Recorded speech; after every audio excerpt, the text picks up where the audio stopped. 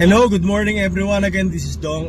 This morning we will be discussing the nature of this pre-trial as far as this impeachment case of Vice President Sara Duterte is concerned.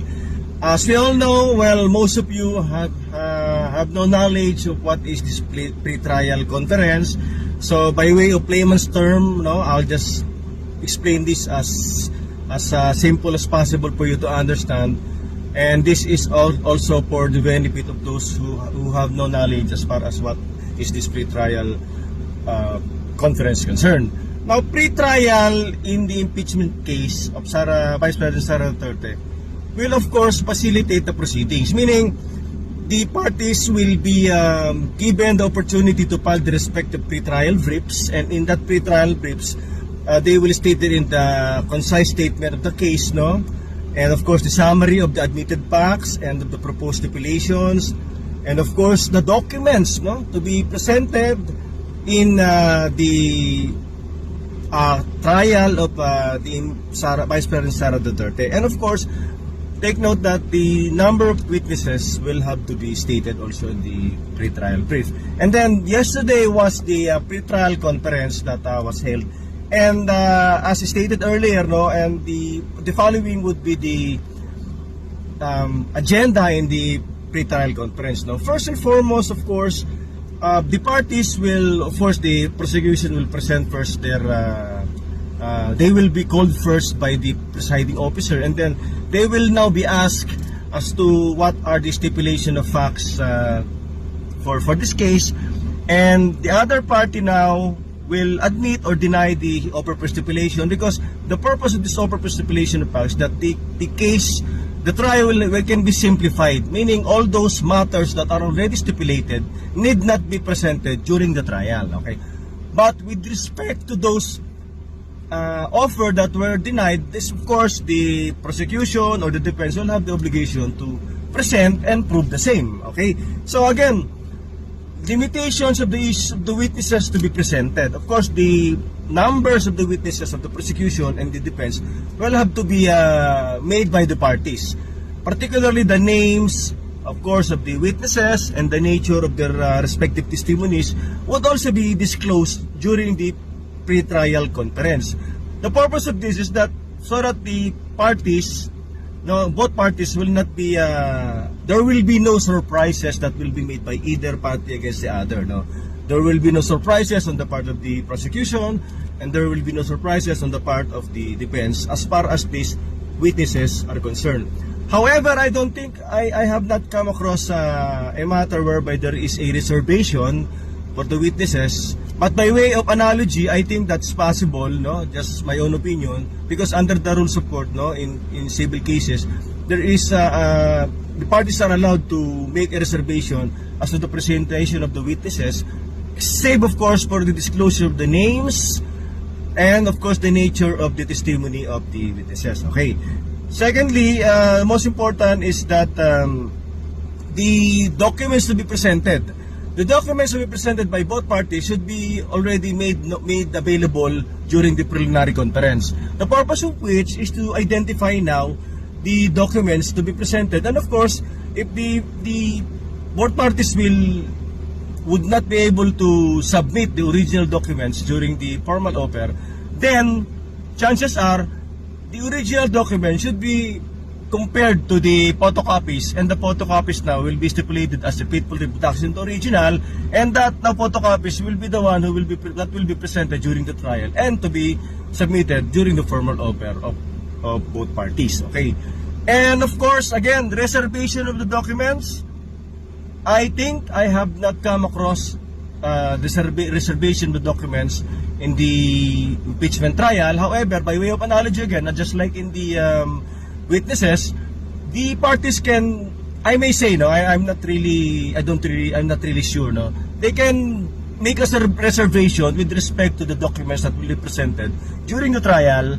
And of course, the most important is that the documents will have to be identified, Otherwise, you cannot make a reservation of documents that are not identified. Otherwise, it cannot be allowed by the impeachment court, And of course, the markings, The markings for the pieces of evidence for the prosecution and for the defense will have to be made during the preliminary conference.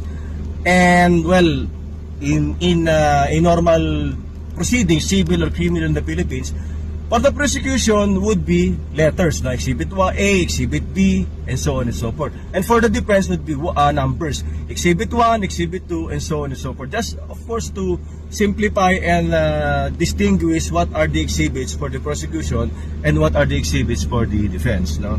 Basically, these are the things that are, of course, to be taken or should have been taken during the preliminary conference. And of course, the issue, I don't think there will be a complicated issue on this matter, because the issue here is whether or not the Vice President is guilty of the complaint charged against her, no, of this articles of impeachment, and whether or not she can be impeached, no, pursuant to the articles of impeachment filed by the prosecution. Yun lang naman po, those are the very basic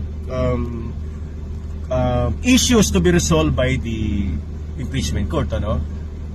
And of course, again, and such other matters that may be taken, no, during the pre-trial, just to simplify and to facilitate the proceedings, no? Because take note that the pre-trial conference will always be there for the parties, no, not just in these civil or criminal cases, but also in this impeachment case, just to simplify and of course to give the parties the opportunity, no, to know what would be the pieces of evidence of the other party who are the witnesses, no, that, because in a trial there is no element of surprise, no, that is not actually allowed, no, in cases, no, in the Philippines, no, even also in abroad, no.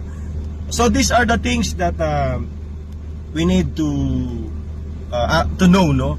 But again, I was told that there was this other documents that will be presented by the prosecution with respect to the alleged ill-gotten wealth of the spouses Sara Duterte and Manscarpio, no, allegedly, no, ill-gotten wealth, were not included in the original articles of impeachment that were filed.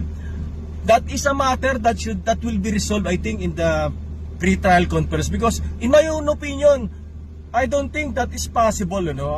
Again, this is just my opinion. If you have your opinion, you can always post the same under just down below, no.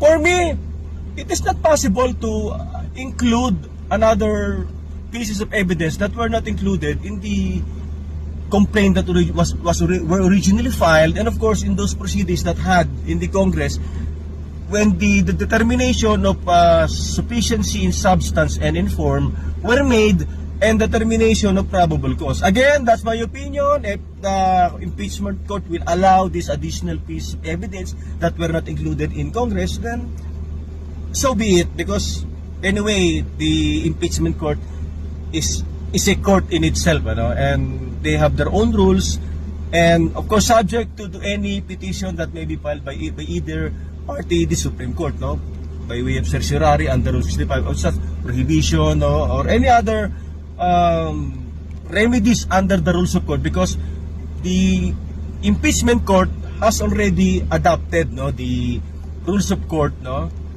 insofar as there is no conflict as far as these existing impeachment rules of the Senate. Again, yan lang po ang ating masasabi, no, para malaman nyo po ang ibig sabihin ng pre-trial conference, just for the consumption of those people who do not really understand what does this pre-trial is all about, no? Yan lang po yun, importante yan in a case. Otherwise, if there's no pre-trial conference and there are no matters to be taken in the pre-trial conference, then the case will have to be full of surprises and parties will be lost, no? Because take note that the pre-trial order of the court or the for civil and criminal cases, no, and that will guide the parties, no. Otherwise, the parties cannot go beyond what are stated in the pre-trial order, and they cannot simply present evidence or any other witnesses or any other documents that were not stated in the pre-trial order and were not reserved, and the reservations were duly approved by the impeachment court. Okay, yan lang po. Magandang umaga po. Sana po may natutunan kayo. At ito po ulit si Dong. Magandang umaga po sa inyo lahat. Have a great day po.